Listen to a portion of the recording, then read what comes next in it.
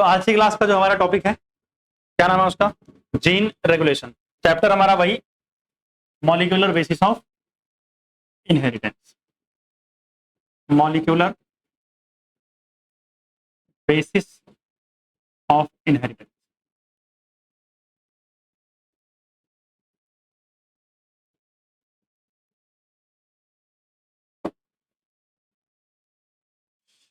अगर हम बात करें मॉलिक्यूलर बेसिस ऑफ इनहेरिटेंस की, तो इसमें हम लगभग सारे टॉपिक पढ़ चुके हैं। हमारे पास जो टॉपिक बचा हुआ है वो क्या है? Gene regulation.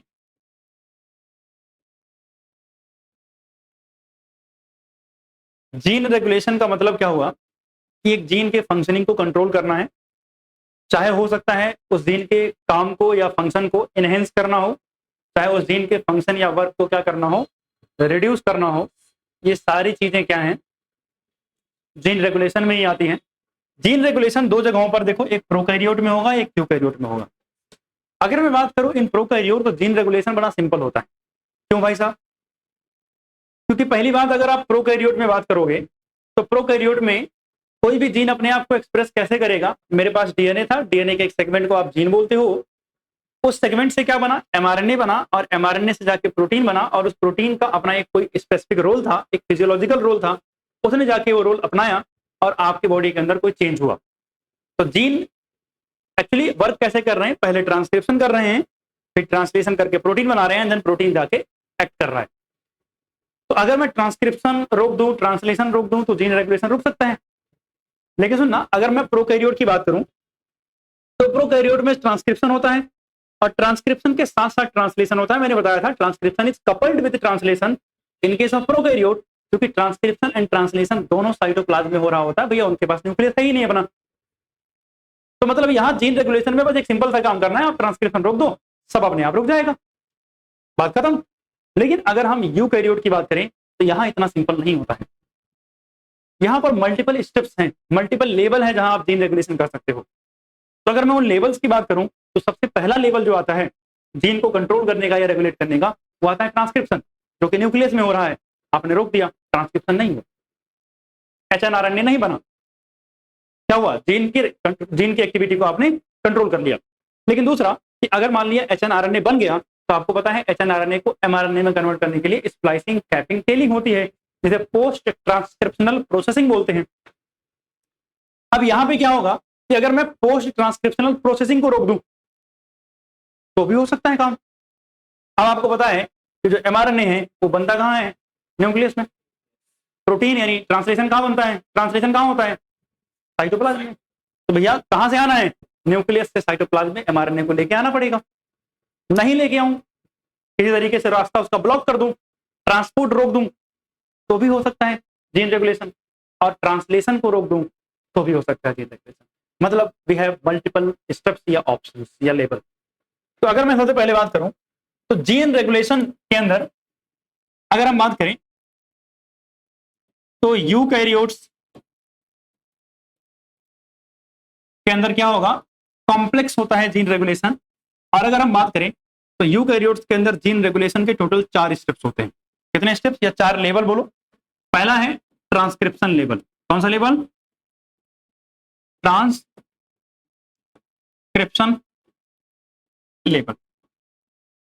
दूसरा है post transcriptional processing. Post transcriptional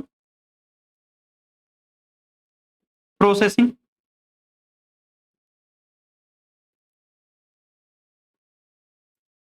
तीसरा है transport of mRNA. And the चौथा यानी फोर्थ इज ट्रांसलेशन। तो मतलब इन 4 लेवल पर मैं एक यूकैरियोटिक सेल के अंदर जीन को क्या कर सकता हूं? कंट्रोल कर सकता हूं। जबकि मेरे पास प्रोकैरियोटिक के अंदर जीन को कंट्रोल करना सिंपल होता है, आसान होता है एज कंपेयर टू यूकैरियोट। आपको बस क्या करना है? ट्रांसक्रिप्शन रोक देना है, बात खत्म हो जाएगी। क्योंकि ये दोनों प्रोसेस तो यूकैरियोट में, प्रोकैरियोट में होती ही नहीं है। सही बात है। अब मेरी बात समझना, जीन रेगुलेशन में करते क्या है? मेरे पास एक बैक्टीरिया है, क्या एक बैक्टीरिया। समझना क्यों जरूरत है इसकी। एक बैक्टीरिया है, इस बैक्टीरिया की बॉडी में एक डाइसैकेराइड है लैक्टोज, और इस बैक्टीरिया को, इस डाइसैकेराइड लैक्टोज को अगर डाइजेस्ट करना है तो डाइजेस्ट करके इसको तोड़ता है किसमें, ग्लूकोज प्लस गैलेक्टोज में। किसमें तोड़ता है, ग्लूकोज प्लस गैलेक्टोज में। अब मेरी बात सुनो, ग्लूकोज प्लस गैलेक्टोज में तोड़ने के लिए इसको एक एंजाइम चाहिए होता है, और उस एंजाइम का नाम है बीटा गैलेक्टोसाइडेज। सही बात है, बीटा गैलेक्टोसाइडेज चाहिए। अब जब इस एंजाइम को इसको जरूरत थी, यानी ये एंजाइम इसको रिक्वायर्ड था, तो इसने बनाया, यानी नॉर्मली क्या किया इसने, ट्रांसक्रिप्शन ट्रांसलेशन किया और बीटा गैलेक्टोसाइडेज नाम से एंजाइम बनाया, और उस एंजाइम ने गैलेक्टोज को गैलेक्टोज और ग्लूकोज में तोड़ दिया। रिक्वायरमेंट थी, प्रोड्यूस किया गया और तोड़ दिया। अब मान लेते हैं कि इसकी सेल में लैक्टोज है ही नहीं, मतलब लैक्टोज इसकी सेल में नहीं है, खत्म हो गया। तो अब इसको क्या ग्लूकोज से गैलेक्टोज बनाना है, मतलब है ही नहीं, तो फिर क्या बनेगा, डाइजेशन की जरूरत ही नहीं है। तो भैया क्या इस एंजाइम की जरूरत है, नहीं है। तो अगर इस एंजाइम की जरूरत नहीं है तो फिर मैं ट्रांसक्रिप्शन और ट्रांसलेशन क्यों करूंगा, अपनी एनर्जी क्यों वेस्ट करूंगा। ट्रांसक्रिप्शन और translation high energy consuming process है, पढ़ के आ रहे हैं हम। तो एक बैक्टीरिया अपनी एनर्जी वेस्ट नहीं करना चाहेगा, इसका मतलब अब उसको ये वाला एंजाइम की जरूरत नहीं है, तो ये वाला एंजाइम भी नहीं बनाएगा। अगर ये एंजाइम नहीं बनाएगा तो उसको ट्रांसक्रिप्शन और ट्रांसलेशन को रोकना है, मतलब एक जीन को वर्क करने से स्टॉप करना है। तो आप समझे जरूरत क्यों है मुझे जीन रेगुलेशन की। जब मुझे जरूरत पड़ी, लैक्टोज किसी वजह से मेरी बॉडी में आ गया, अब मुझे उसका डाइजेशन करना है, तो मुझे बीटा गैलेक्टोसाइडेज चाहिए होगा, और मैं क्या करूंगा, जीन को ऑन करूंगा और वो फिर से बीटा गैलेक्टोसाइडेज बनाएगा और मैं वापस से डाइजेशन कर पाऊंगा। तो आप समझ रहे हो कि जीन रेगुलेशन की नीड मुझे क्यों पड़ रही है। अब आगे समझना और क्या हो सकता है हमारे अंदर। अगर हम बात करें, ऐसा सुनो, जानते हैं जो जीन रेगुलेशन है ये कई सारे फैक्टर से कंट्रोल होता है। जैसे पहला फैक्टर जो एनसीईआरटी के हिसाब से मेटाबॉलिक फैक्टर, भैया मुझे मेटाबॉलिज्म करना था लैक्टोज का, सही था, बीटा गैलेक्टोसाइडेज, जीन रेगुलेशन कर रहा हूं। दूसरा क्या होता है, फिजियोलॉजिकल फैक्टर, यानी बॉडी में कोई एक्टिविटी परफॉर्म करनी है तो भी मुझे जीन को ऑन या ऑफ करना पड़ेगा कि भैया अब इस वर्क की जरूरत है, इस फिजियोलॉजी की जरूरत है, अब नहीं है, उसके हिसाब से जीन रेगुलेट करना पड़ेगा। इन्वायरमेंटल फैक्टर, यानी कई बार इन्वायरमेंट भी कंट्रोल करता है कि जीन को कब ऑन रखना है, कब ऑफ रखना है। अब मेरी बात और सुनो, एक एम्ब्रियो के अंदर मीजोडर्म, एक्टोडर्म और एंडोडर्म सेल होती हैं।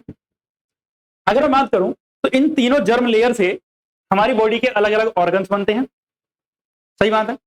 लेकिन इन तीनों लेयर्स के अंदर जितनी भी सेल्स हैं, हर एक सेल के अंदर डीएनए तो मेरा वही है, और हर एक डीएनए पर सारी इंफॉर्मेशन लिखी हुई है। लेकिन अगर मैं बात करूं, कोई एक लेयर है जो क्या बना रही है, नर्वस सिस्टम बना रही है, तो बस नर्वस सिस्टम की फॉर्मेशन कर रही है, लेकिन इंफॉर्मेशन तो उसके डीएनए पे सारी है। तो मतलब क्या हुआ, कुछ इंफॉर्मेशन को डीएक्टिवेट कर रखा है और कुछ इंफॉर्मेशन को एक्टिवेट कर रखा है। जो इंफॉर्मेशन एक्टिव है वो नर्वस सिस्टम बनाने वाली है, इसलिए नर्वस सिस्टम बन रहा है, और जो इंफॉर्मेशन डीएक्टिव है उससे वो ऑर्गन्स नहीं बन रहे हैं। वह कहीं वही दूसरी लेयर में जा रहा हूं तो नर्वस सिस्टम बनाने वाली एक्टिविटीज को सप्रेस कर रखा है, जबकि दूसरे ऑर्गन बनाने वाली एक्टिविटी को क्या कर रखा है, ऑन कर रखा है। इसका मतलब हमारे शरीर में जब डेवलपमेंट हो रहा होता है, डिफरेंशिएशन हो रहा होता है, तो मुझे कुछ जीन को ऑफ एंड कुछ जीन को ऑन करना पड़ता है, और वो भी कहां आता है, जीन रेगुलेशन के अंदर ही आता है। आई थिंक इतनी बात तो समझ गए होंगे कि जीन रेगुलेशन की जरूरत क्यों पड़ रही है और जीन रेगुलेशन में क्या क्या चीजें होती हैं। अगर हम बात करें, जीन रेगुलेशन जो होता है वो अफेक्ट होता है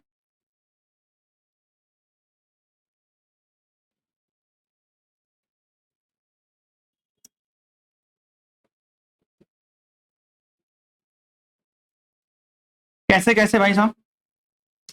सबसे पहले मेटाबॉलिज्म से, कि भैया मेटाबॉलिज्म करना है कि नहीं करना, उसके हिसाब से होगा। और क्या हो सकता है, फिजियोलॉजी से, फिजियोलॉजी ऑफ बॉडी से। और कब हो सकता है, एनवायरनमेंट से। ठीक, इसके बाद अगर हम बात करें तो मैंने बताया कि जब डेवलपमेंट एंड डिफरेंशिएशन हो रहा होता है, क्या हो रहा होता है, डेवलपमेंट एंड डिफरेंशिएशन जब होता है हमारे शरीर के अंदर, तो उस समय भी क्या करना होता है, वही जीन रेगुलेशन की जरूरत पड़ती है। डेवलपमेंट एंड डिफरेंशिएशन,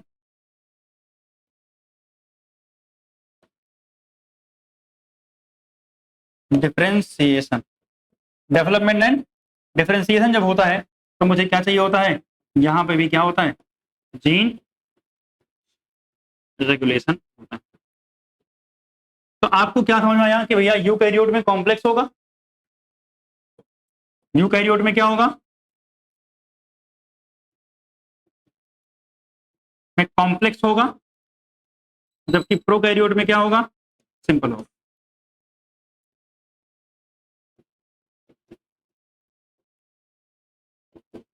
अगर हम बात करें तो मैंने बताया ये सब इन फैक्टर से अफेक्ट हो सकता है। और जीन रेगुलेशन अगर हम बात करें यूकैरियोट्स के अंदर, तो भैया डेवलपमेंट और डिफरेंशिएशन के समय हमारी बॉडी के अंदर होता है। तो यहां तक आपको आइडिया लगा कि जीन रेगुलेशन क्या है और जीन रेगुलेशन में क्या क्या चीजें होती हैं। अब हमें जो समझना है आगे, वो क्या समझना है, operon, operon group of genes हैं जो कि एक लाइक ओपेरॉन हमें पढ़ना है। तो उसके बारे में मैं स्टार्ट करूं, पहले ये देख लो एक बार, एक ओवरव्यू, इसको नोट डाउन कर लो, फिर आगे चलता हूं। अब हमें एक चीज समझनी है जिसका नाम है ओपेरॉन।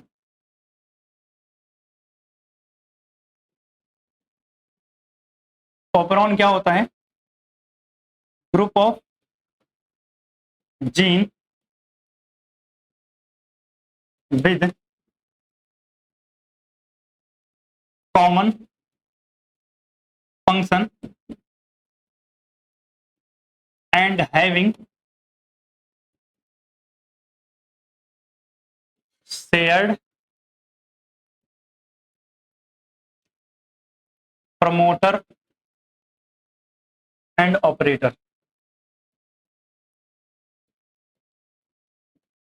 अब ये सब क्या होते हैं समझते हैं इसी को हम धीरे धीरे। सबसे पहली बात तो ओपेरॉन जो होते हैं वो कहाँ मिलते हैं, प्रेजेंट इन प्रोकैरियोट्स। कहाँ मिलते हैं, प्रोकैरियोट्स, प्रेजेंट इन प्रोकैरियोट्स। ठीक है, अब सुनना मेरी बात ध्यान से। ओपेरॉन क्या है, एक ग्रुप ऑफ जीन है, मतलब कुछ जीन्स होंगे, उन जीन्स की एक्टिविटी को कंट्रोल करने के लिए प्रमोटर होगा, जहां पर आपको पता है प्रमोटर पे आरएनए पॉलीमरेज जाके बाइंड करता है और फिर ट्रांसक्रिप्शन होता है। तो उनके पास कॉमन प्रमोटर होगा, यानी एक ही प्रमोटर से सारे के सारे जीन ट्रांसक्राइब हो रहे होंगे। और एक ऑपरेटर होगा, ऑपरेटर साइट उसे बोलते हैं जो एक्चुअली में कंट्रोल करती है किसकी, प्रमोटर की एक्टिविटी को by interaction with some protein. अब मेरी बात सुना ध्यान से, मतलब क्या हुआ, किसी भी ओपेरॉन के अंदर, जनरली ये किसमें है, प्रोकैरियोट में। तो प्रोकैरियोट के अंदर मेरे पास एक प्रमोटर है, एक ऑपरेटर है। आरएनए पॉलीमरेज कहां जुड़ता है बताओ, प्रमोटर पे। RNA polymerase bind with promoter, किससे बाइंड करता है, प्रमोटर से बाइंड करता है। अब सुनना, ये जो बाइंडिंग है, यानी binding with promoter regulated by interaction with some protein, interaction with some protein, मतलब कुछ प्रोटीन ऐसे होंगे जो आरएनए पॉलीमरेज को प्रमोटर साइट पे बाइंड करने में हेल्प करते हैं, और कुछ प्रोटीन ऐसे होते हैं जो आरएनए पॉलीमरेज को बाइंड करने से रोकेंगे। तो वो सम प्रोटीन जो है, जो प्रोटीन है, वो प्रोटीन कहां मिलेंगे या कहां अटैच होते हैं, ऑपरेटर वाली साइट पर। मतलब एक जगह है ऑपरेटर, उस ऑपरेटर वाली साइट पर जाके कुछ प्रोटीन जुड़ जाते हैं, और कुछ प्रोटीन के जुड़ने से आरएनए पॉलीमरेज प्रमोटर साइट को रिकॉग्नाइज नहीं कर पाता है। और कुछ ऐसे प्रोटीन होते हैं जो हेल्प करेंगे कि आरएनए पॉलीमरेज कहां जुड़ जाए, प्रमोटर वाली साइट पे आसानी जुड़ जाए। तो अगर कोई प्रोटीन हेल्प कर रहा है तो उसे बोलते हैं एक्टिवेटर। क्या बोलते हैं, एक्टिवेटर प्रोटीन। और अगर कोई प्रोटीन हेल्प नहीं कर रहा है बाइंडिंग में तो उसे क्या बोलते हैं, रिप्रेसर प्रोटीन। क्या बोलते हैं, रिप्रेसर प्रोटीन, मतलब जो फंक्शंस को रोकेगा आरएनए पॉलीमरेज के। क्लियर बात। अब मेरी बात सुनना, आपने समझा कि भैया ओपेरॉन में एक जीन होगा जिसका मुझे ट्रांसक्रिप्शन करना है, उस जीन्स के पास क्या होगा, प्रमोटर होगा जहां आरएनए पॉलीमरेज बाइंड करता है, ऑपरेटर होगा। ऑपरेटर एक ऐसी साइट है जहां पर कुछ प्रोटीन्स इंटरेक्ट करते हैं और आरएनए पॉलीमरेज की बाइंडिंग विद प्रमोटर क्या करते हैं, या तो बढ़ाएंगे या तो रोकेंगे, यानी रेगुलेट करेंगे। ठीक, अब मेरे पास ओपरॉन बच्चे दो तरीके के होते हैं। कितने तरीके के? दो तरीके के। अगर मैं ओपरॉन की बात करूं तो दो तरीके के होते हैं, एक होता है इंड्यूसिबल और एक होता है रिप्रेसिबल। इंड्यूसिबल ओपरॉन क्या होता है, जो नॉर्मली क्या रहेगा, स्विच ऑफ रहेगा। क्या रहेगा? स्विच ऑफ, मतलब फंक्शन नहीं कर रहा होता है। इसको हमें क्या करना पड़ता है, ठीक है, इसको स्विच ऑन व्हेन रिक्वायर्ड, जब जरूरत होगी तो क्या हो जाएगा, स्विच ऑन हो जाएगा। रिप्रेसिबल क्या होता है, ये कैसा रहेगा, स्विच ऑन रहेगा, यानी काम करता रहेगा, चलता रहेगा। स्विच ऑफ कर देंगे जब जरूरत पड़ेगी, स्विच ऑफ व्हेन रिक्वायर्ड, मतलब जब जरूरत पड़ी स्विच ऑफ करने की तो क्या कर दिया, स्विच ऑफ कर दिया। हमें जो ओपरॉन पढ़ना है वो है लैक ओपरॉन। कौन सा है? Lac operon. और ये ओपरॉन क्या है, इंड्यूसिबल ओपरॉन है जो हमारे सिलेबस में है। ठीक है, तो आपको आइडिया होना चाहिए कि दो तरीके के होते हैं, बट हमको जो पढ़ना है डिटेल में वो क्या है, लैक ओपरॉन। तो अगर हम स्टार्ट करें लैक ओपरॉन से,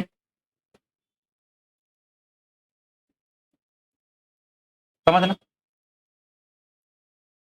लैक ओपरॉन में लैक शब्द का मतलब है लैक्टोज।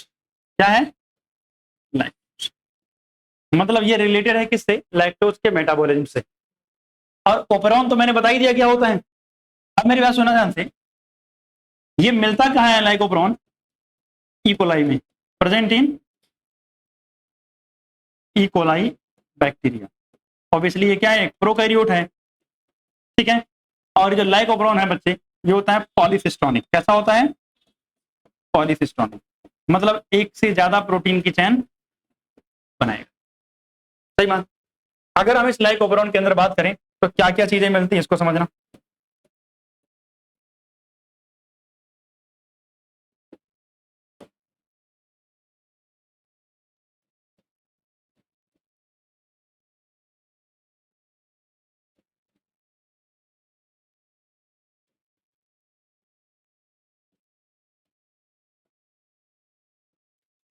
अब सुना ध्यान से, यहां पे जो ये पी लिखा है मैंने, ये क्या है, प्रमोटर। क्या है? प्रमोटर। आपको पता है प्रमोटर का काम क्या होता है, जहां पर आरएनए पॉलीमरेज जाके वर्क करता है। ये जो आई है इसको बोलते हैं रेगुलेटर। क्या बोलते हैं इसको? रेगुलेटर जी। और ये जो ओ है इसको बोलते हैं ऑपरेटर। क्या बोलते हैं? ऑपरेटर। और इधर यानी जेड वाई ए, इनको बोलते हैं स्ट्रक्चरल जीन। क्या बोलते हैं? स्ट्रक्चरल जी। क्या बोलते हैं? Structural gene. ऑपरेटर क्या करता है, कंट्रोल करता है, control accessibility, accessibility of RNA polymerase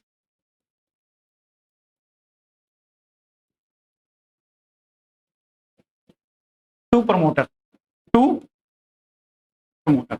यानी आरएनए पॉलीमरेज प्रमोटर से अटैच होगा कि नहीं होगा, इसकी एक्सेसिबिलिटी को कौन कंट्रोल कर रहा है?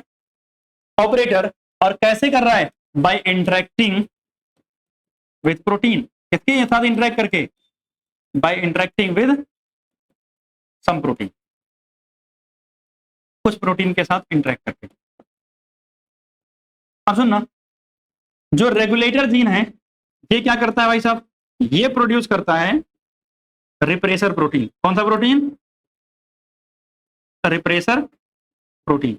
और ये रिप्रेसर प्रोटीन क्या करता है, बाइंड विद ऑपरेटर। ये क्या करेगा, ऑपरेटर से जाके जुड़ जाएगा। यानी जो रिप्रेसर प्रोटीन बना है ये जाके कहां अटैच होगा, इस ऑपरेटर वाली साइड पर। और अटैच होने के बाद क्या करेगा पता है, स्विच ऑफ द ऑपरेशन। क्या करेगा? Switch off. मतलब सिंपल शब्दों में स्विच ऑफ करने का मतलब यह हुआ कि आरएनए पॉलीमरेज को प्रमोटर साइट पे बाइंड नहीं करने देगा, और अगर प्रमोटर साइट पे बाइंडिंग नहीं होगी तो ZYA जीन का ट्रांसक्रिप्शन ट्रांसलेशन नहीं होगा, क्योंकि आगे जा ही नहीं सकता, यहीं ब्लॉक हो गया है साइट इसकी। अब ZYJ जो जीन है ये स्ट्रक्चरल जीन है, भैया ये कोई ना कोई प्रोटीन बनाएंगे। मैंने बोला कि ये क्या है, पॉलीफिस्टोनिक है, मतलब ये अलग अलग टाइप के प्रोटीन बनाएंगे। तो अगर मैं बात करूं जेड की, तो ये बनाएगा बीटा गैलेक्टोसाइडेज। क्या बनाएगा? Beta galactosidase. अभी बताया थोड़ी देर पहले कि लैक्टोज का डाइजेशन करता है। अगर हम बात करें वाई जो है वो क्या बनाएगा? परमीएज। क्या बनाएगा? परमीएज। और ए क्या बनाएगा? Transacetylase. Transacetylase. इसमें दो के बारे में थोड़ा पता होना चाहिए। जैसे अगर हम बात करें बीटा गैलेक्टोसाइडेज, तो क्या करेगा ये? Digest lactose. ये अगर बात है परमिएबिलिटी को बढ़ा देता है। क्या बढ़ाएगा? परमिएबिलिटी और लैक्टोज इंक्रीज कर देगा। भैया सेल अगर परमिएबल होगी तभी तो लैक्टोज सेल के अंदर एंटर करेगा। तो अगर इन्वायरमेंट में लैक्टोज है तो लैक्टोज की एंट्री लेनी है लेकिन नहीं लेनी है, ये कौन करेगा कंट्रोल? परमिएज करेगा। तो कहने का मतलब आपको एक बात समझ में आई कि यहाँ पर कौन कौन से जीन है और कैसे कैसे कर रहे हैं। अब अगर हम बात करें तो हमारे पास दो सिचुएशन मिलती है कि सर ओपरॉन ऑफ कैसे होगा और ओपरॉन ऑन कैसे होगा। ठीक, तो इसको समझते हैं एनसीईआरटी के डायग्राम से। देखिए एनसीईआरटी का पहला डायग्राम है in absence of inducer. Inducer क्या है? एक ऐसा सब्सटेंस जो इस ओपरॉन को ऑन करेगा। तो कैसे ऑन करेगा वो बाद में देखेंगे, बट समझो इन अब्सेंस ऑफ इंड्यूसर, या फिर आप बोलो इसको कि स्विच ऑफ है। ये क्या है? स्विच ऑफ मोड है। स्विच ऑफ कैसे हो रहा है इसको समझते हैं। हमने पढ़ा था कि जो आई होता है इसको हम रेगुलेटर जीन बोलते हैं, और रेगुलेटर जीन रिप्रेसर एमआरएनए बनाता है, और ये रिप्रेसर एमआरएनए क्या बनाएगा? रिप्रेसर प्रोटीन बनाएगा। Repressor protein. और ये जो रिप्रेसर प्रोटीन है ये जाके कहां अटैच हो जाएगा? ऑपरेटर साइट पर। तो क्या कर रहा है? Repressor bind with operator region and prevent the RNA polymerase from transcribing the operon. कैसे प्रिवेंट करेगा? जब ऑपरेटर वाले साइट पर रिप्रेसर प्रोटीन बाइंड होता है तो आरएनए पॉलीमरेज कहां अटैच नहीं हो पाता है? प्रमोटर साइट पर अटैच नहीं हो पाएगा। अगर आरएनए पॉलीमरेज प्रमोटर साइट पर अटैच नहीं हो पाएगा तो ऑब्वियसली ट्रांसक्रिप्शन क्या हो जाएगी? रुक जाएगी। तो अगर आप देख पा रहे हो तो मैं ट्रांसक्रिप्शन कहां कंट्रोल कर रहा हूं? ट्रांसक्रिप्शन के स्टार्ट होने पे ही कंट्रोल कर रहा हूं। यानी जीन रेगुलेशन प्रोकैरियोट में कहां हो रहा है? यह जीन रेगुलेशन जो है वो प्रोकैरियोट के अंदर कहां हो रहा है? इनिशिएशन ऑफ ट्रांसक्रिप्शन पर। जीन रेगुलेशन इन प्रोकैरियोट्स हो कहां रहा है? Initiation of, at initiation of transcription. At initiation of transcription. सही बात है। ओपरॉन कैसे ऑफ हो समझ आई? यहाँ थ्योरी लिखने की बहुत ज्यादा जरूरत नहीं पड़ेगी, आप बस जो इतना लिखा हुआ है यही बातें। अपनी मर्जी से भी अगर आप चाहो लिख सकते हो। जो है regulator gene produce repressor mRNA and which in turn produce repression protein by translation, and repressor protein bind with the operator site to block the transcription या prevent the transcription। क्लियर बात? अब ये बात हुई कि सर ऑफ कैसे हुआ। अब मान लिया मीडियम के अंदर लैक्टोज नहीं है तो इसकी जरूरत नहीं है। अच्छा कब कब ये ऑफ रहेगा ये भी कंडीशन इंपॉर्टेंट है। आप बताओ जो ZYA जीन है वो बेसिकली कर क्या रहे थे? लैक्टोज का इंटेक और डाइजेशन में हेल्प कर रहे थे। अगर मान लेते हैं कि सराउंडिंग वाले मीडियम के अंदर क्या मौजूद है? लैक्टोज नहीं मौजूद है, ग्लूकोज मौजूद है, तो क्या इस ओपरॉन को ऑन करने की जरूरत है? नहीं जरूरत है। तो ग्लूकोज मिल रहा है मुझे। अगर लैक्टोज और ग्लूकोज दोनों हैं तो ज्यादा प्रायोरिटी किसकी मिलेगी? ग्लूकोज की, उसको डाइजेशन नहीं करना है। तब भी ये ओपरॉन जनरली ऑन नहीं रहेगा, ऑफ ही रहेगा। अगर मीडियम में केवल और केवल सोर्स क्या हो? लैक्टोज हो, तो मजबूरी हो गई, लैक्टोज लेना है, डाइजेशन करना है, तो ओपरॉन को क्या करना पड़ेगा? ऑफ करना। और ओपरॉन तब तक ऑन रहेगा जब तक लैक्टोज बॉडी के अंदर मौजूद है। लैक्टोज खत्म तो ओपरॉन क्या हो जाएगा? स्विच ऑफ हो जाएगा। अब अगर हम बात करते हैं यानी अगर ऑन करना हो तो क्या होगा? देख मान लेता हूं ये सब कुछ कहां है? एक सेल के अंदर है, ये बैक्टीरिया की सेल है। लैक्टोज कहां है? यहां बाहर के एनवायरमेंट में है। भाई यहां क्या मौजूद है?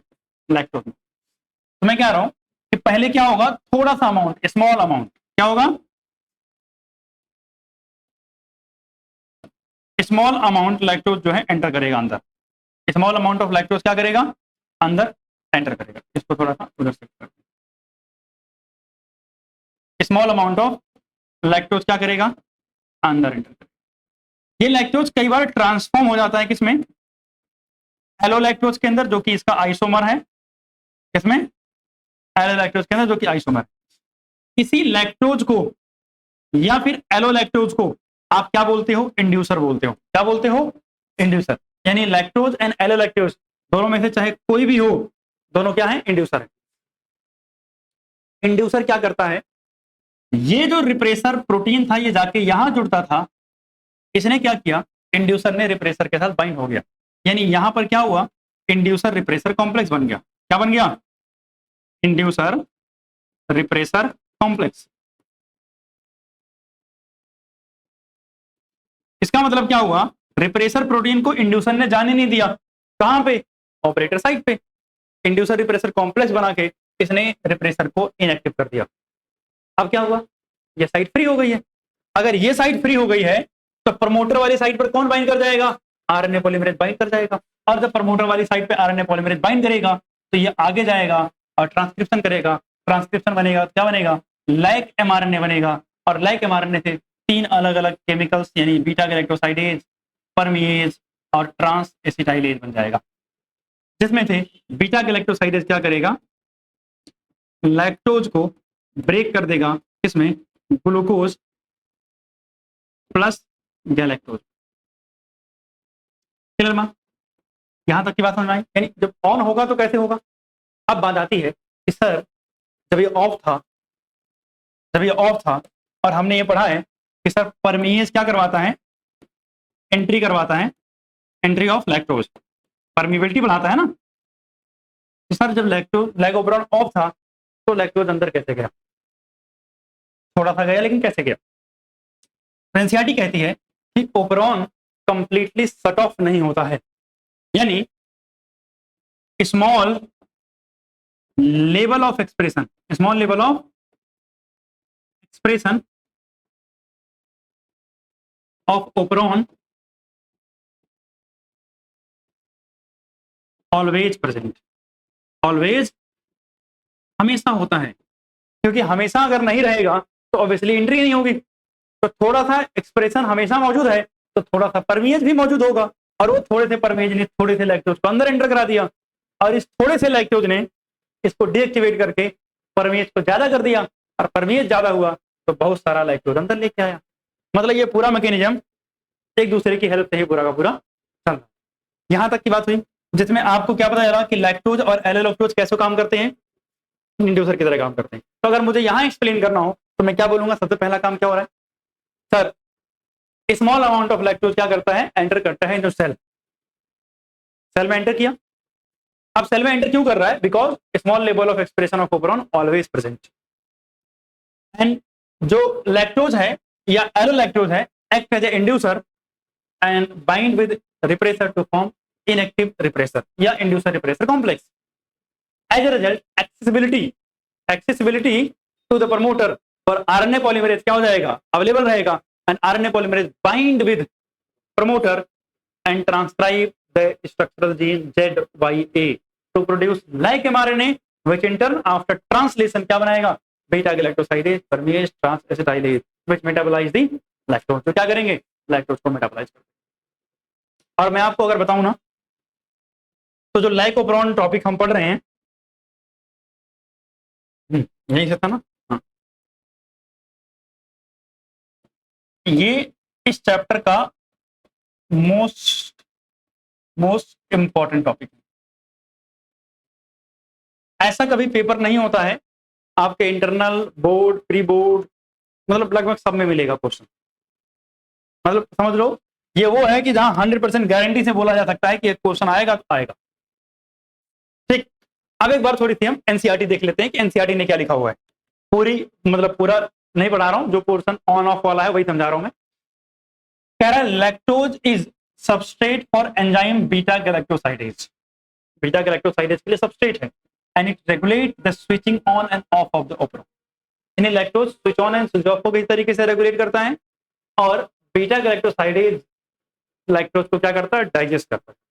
Hence it termed as inducer, इसीलिए लैक्टोज को क्या बोलते हैं, इंड्यूसर बोलते हैं, बिकॉज ये switch on and switch off को कंट्रोल कर रहा है। कह रहा है in absence of preferred carbon source as glucose, यानी जब ग्लूकोज नहीं हो, ये प्रीफर्ड है, मतलब अगर ग्लूकोज अवेलेबल है तो प्रीफर किसको किया जाएगा, ग्लूकोज ही प्रीफर करेंगे।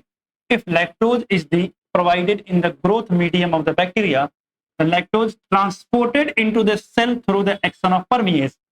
बता रखा है, remember a very low level of expression of lac operon present in the cell all the time, otherwise lactose can not enter in the cell. सही बात आएगा। The lactose then induce the operon in the following manner, कैसे induce करेगा, the repressor of the operon synthesized all the time constituent, मतलब repressor लगातार बनता है from आइजीन, आइजीन से। कह रहा था repressor protein bind to the operator region of the operon and prevent the RNA polymerase from transcribing the operon, transcription रोक देता है। कह रहा इन प्रेजेंस ऑफ इंड्यूसर, अगर इंड्यूसर है तो क्या होगा, सच एज लैक्टोज और एलोलैक्टोज, यही इंड्यूसर की तरह काम करते हैं। कह रहा था repressor is inactivated by the interaction with inducer, or this allows the RNA polymerase to access the promoter and transcription proceeds. Essentially, the regulation of the lycopron can also be visualized as a regulation of enzyme synthesis by the substrate. मतलब कह रहा है enzyme की production को हम समझ सकते हैं कि कंट्रोल हो रही है यहाँ पर। और अगर हम बात करें तो एक और चीज जो रिप्रेसर का रेगुलेशन है, यानी regulation bye repression, regulation bye repressor, इसे हम नेगेटिव रेगुलेशन बोलते हैं। क्या बोलते हैं इसको, नेगेटिव रेगुलेशन बोलते हैं, बंद कर देता है ना, क्या बोलते हैं इसको, नेगेटिव रेगुलेशन। फिर बात, तो आपका ये लाइकोप्रोन और जीन रेगुलेशन वाला टॉपिक क्या हो गया, खत्म हो गया है। ठीक, चैप्टर भी आपके खत्म हो गया। यहाँ पे एक टॉपिक है डीएनए फिंगरप्रिंटिंग, जिसका जिक्र हम बायोटेक्नोलॉजी पढ़ने के बाद करेंगे। तो अभी के लिए यहीं पे खत्म करते हैं, ठीक है। आज के लिए धन्यवाद, मिलते हैं फिर अगली क्लास।